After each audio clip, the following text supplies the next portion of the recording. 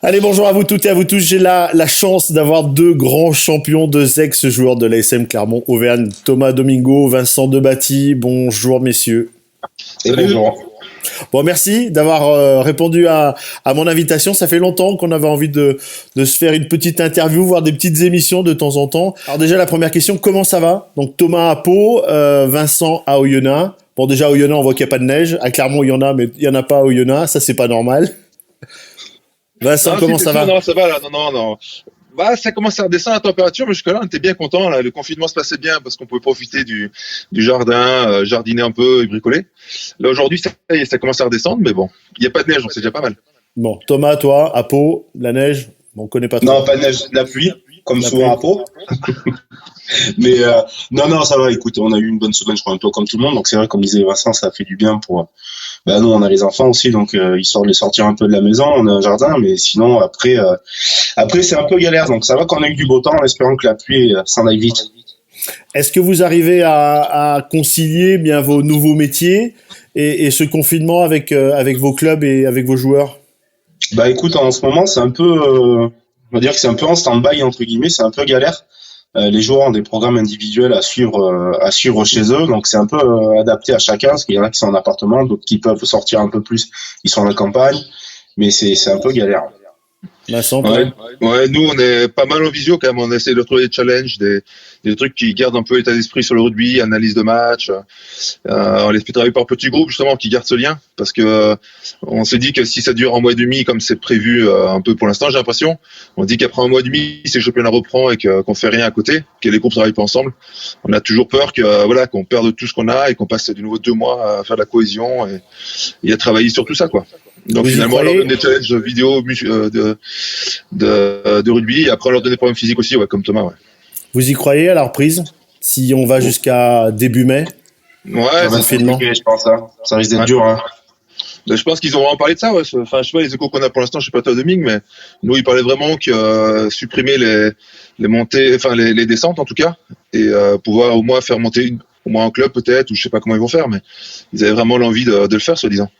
Ce qu'il y a, c'est que le problème, si ça dure encore un mois et demi, les joueurs confinés pendant un mois et demi, même s'ils ont des programmes individuels ou des choses comme ça, quand ils vont revenir sur le terrain, physiquement, ça sera pas la grande forme. Donc, il va falloir aussi une période de réathlétisation pour qu'ils puissent avoir un minimum de caisse, on va dire, sur le terrain.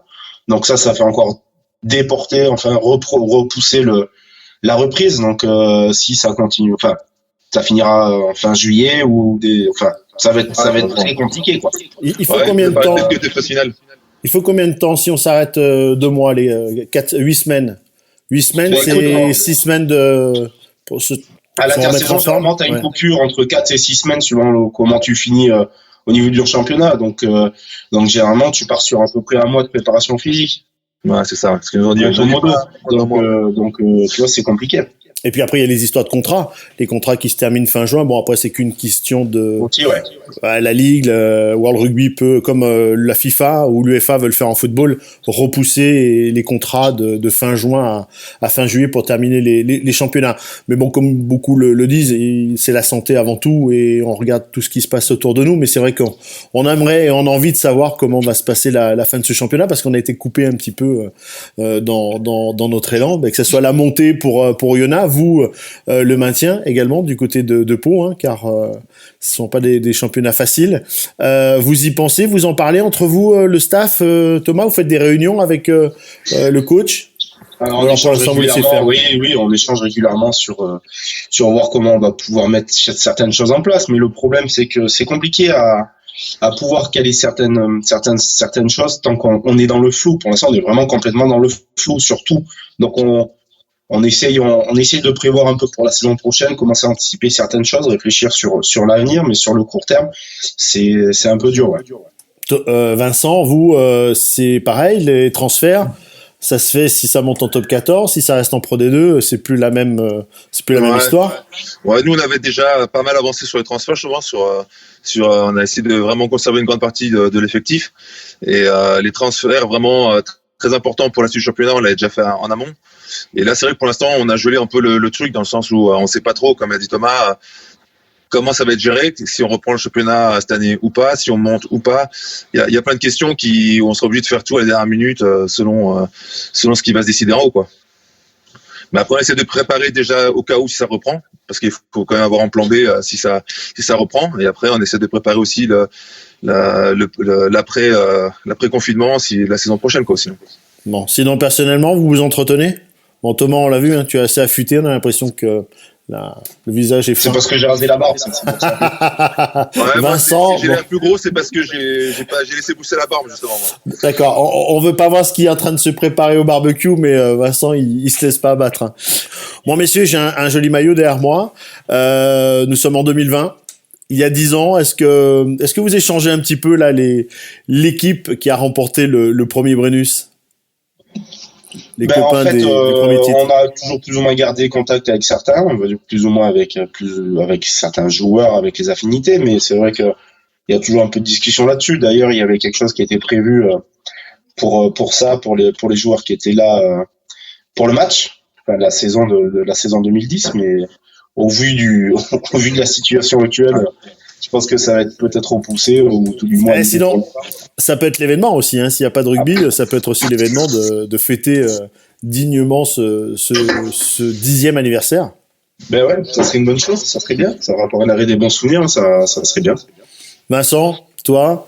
Ouais, c'est ça. Le club a prévu un truc justement, et c'est vrai que comme dit Thomas, c'était l'occasion de se retrouver vraiment tous, ou en tout cas le maximum, parce que c'est vrai que chacun est parti un peu de son côté, et c'est pas toujours facile de voir des contacts avec tout le monde. Bon, merci beaucoup. Oui, le fait de vous appeler, ça permet aussi de garder le contact, et c'est vrai que c'est super. Il faudrait qu'on arrive à de temps en temps s'appeler régulièrement, quelques joueurs comme ça à échanger et vous avoir en visu, même si ça fait longtemps qu'on vous a pas vu. Ben ouais, plaisir. En tout cas, c'est un plaisir. Ça fait du bien d'avoir des nouvelles un peu de tout le monde. Et bon, bah après, on se recroise un peu de temps en temps quand même sur Clermont. Je reviens souvent. Donc du coup, ça me permet de revoir un peu de monde et retrouver, se ressourcer. Ça fait du bien aussi. Tu as toujours tes affaires, Thomas, le restaurant?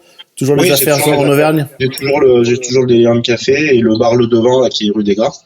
Donc voilà. Donc c'est pour ça que ça me permet ça me donne une excuse de rentrer un peu plus souvent à Clermont. C'est ça. Et puis après, bon, on en parlera peut-être dans les futures semaines. Vous êtes en plein dans les futures préparations de diplôme. Vous serez, on l'espère peut-être, et de très grands entraîneurs. Et on aura l'occasion de vous voir monter dans les échelons de vos clubs et dans les futurs clubs. C'est ce qu'on peut vous souhaiter. C'est gentil. C'est gentil, voilà. merci. Voilà, avec nos deux invités, Vincent Debatty, Thomas Domingo, qui ont pris un petit peu de temps dans le confinement. Ils ont quand même pas mal de boulot, même s'ils sont à la maison. Vincent, on va te laisser cuire ta côte de bœuf. On peut la voir là à la fin, tiens.